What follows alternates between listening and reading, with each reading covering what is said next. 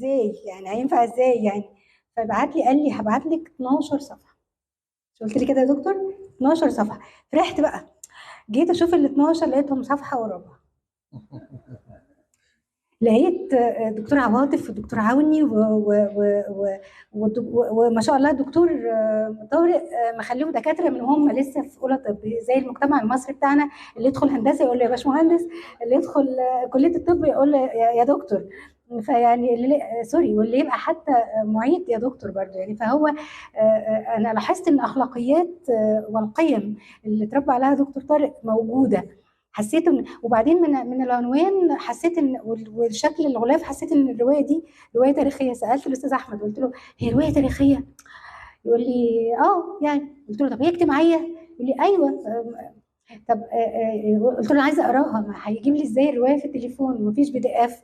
فقال لي طب انا هحكيها لك و وهتحس ان انت قريتها. قلت له طب احكي يا استاذ احمد. حكى لي، جاء في لسه ما قريتش، مفيش خط درامي وما وصلنيش لنهايه اي خط درامي في او اي شخصيه. طب الشخصيات المحوريه مين؟ انا عن نفسي قلت الشخصيات المحوريه هي دكتوره عواطف اللي هي بنت الحاره، والدكتور عوني. لقيت لا، ده الموضوع حاجه تانية خالص. هنعرف بقى هنبدا بمين، وهيكون الوقت طبعا احنا شويه عندنا مرونه في الوقت، ولكن بيقولوا يعني ان احنا ايه 10 دقائق ولا ايه؟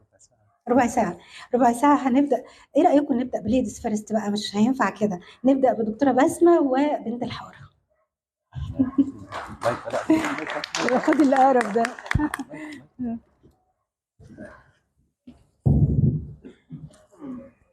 خد راحتك يا دكتورة، انت هيبقى في كوسة. استاذ تشريح فما عندوش عمليات، فلو ورايا عمليه دي تشبه، لان هو ما بيعملش عمليات. استاذ تشريح ما بيعملش عمليات، بيدرس ماده التشريح. بيدرس ماده التشريح. هو لما كان في المكتب مع عوني قال له المحاضره ملغيه النهارده عشان عندي عمليه. ما بيدخلش العمليات خالص. ده استاذ اكاديمي، ولا ما عندوش ولا عياده ولا عنده عمليه ولا اي حاجه. لا مش شرط. دي اول حاجه. الحاجه الثانيه اني في مره من المرات كان في احد الابطال عنده صداع واخذ بنادول، والبنادول ما وصلش السوق المصري الا في اول سنه 2000. فالحاجتين دول خلينا نفولجين. لا نفولجين. في ريفو في اول الروايه. موجود من الاف السنين، ده بياخد المصريين دي. خلينا نفولجين. البنادول شخصيا الاسم التجاري ما كانش وصل مصر، ما كانش وصل مصر. اديله المايك، اديله المايك لو سمحتي.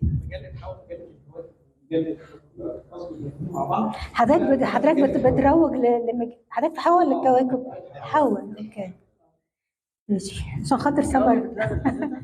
لا الكواكب موجوده، وحواء طبعا اللي ماسكاها سمر دسوقي. انا بس مش عايزه اسيب القراءه عشان احنا هنروح لحضراتكم وقراءات مختلفه، واعتقد ان هتبقى قراءات اقوى يعني، لان قدامنا اساتذه من النقاد، وطبعا هم عارفين نفسهم تماما. انا مش عايزه افوت قراءه الاستاذ عادل دياب، لانه الحقيقه احنا كلنا ماشيين مودوراتو، عارفين المودوراتو بشكل. هو دخل أليجرو، يعني هو بالظبط لو حضرتك عارف فاكر الدكتوره نهاد سليحه، هو حسسني ان الدكتوره نهاد سليحه قدامي في طريقه قراءته للروايه. ولا بجد لان هي درست لي، والحقيقه فقراءه رائعه، فيها نقد بناء وفيها بناء جديد يمكن للاجزاء القادمه ان شاء الله.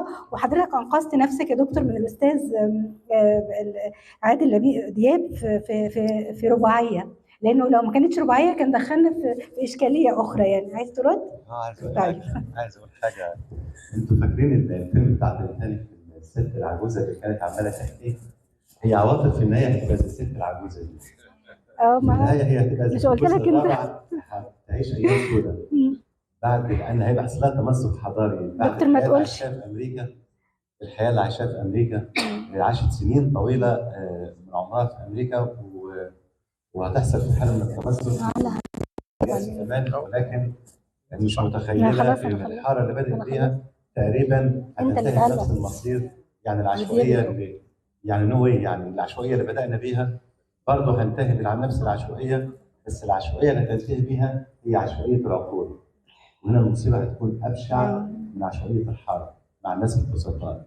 يعني فعشان كده هو فعلا زي ما انت قلت، لا ده هي لسه بتسمي، هي في الجزء ده بتحكي لنا بقى. عشان كده ما حبيتش ادخل انا لغاوي العليم، لا انا عايز ان هي تتكلم وتحكي بقدر ثقافتها وطموحها و عشان نشوف لو الشخصيه دي موجوده ممكن تشوف المجتمع ازاي.